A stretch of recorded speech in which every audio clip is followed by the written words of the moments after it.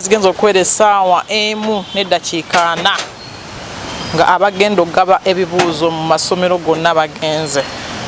Ate buli agenze n'owa poliisi. Ebibuuzo byatuukidde mu budde. Obudde bubadde bulungi, tebaddeyo nkuba. Twebaza Katonda era tusaba Katonda n'olunaku oluddako nalwo lubeere bwe lutyo. Pepa ebadde nzibu era nnyangu. Era badde nabba nti n'ebisumbu. Ekiseera olwaleero bitandise bulungi ntundi byonna byonna eby'eggwanga. Twasobodde okubanga tutuusa empapula mu bifo byonna mu budde. Emirundi egisinga PLE bw'ebeerawo enkuba etonnya nnyo kati ebifo ebyo bimu bifukola ki bimanyiddwa erisobola okufulaadinga.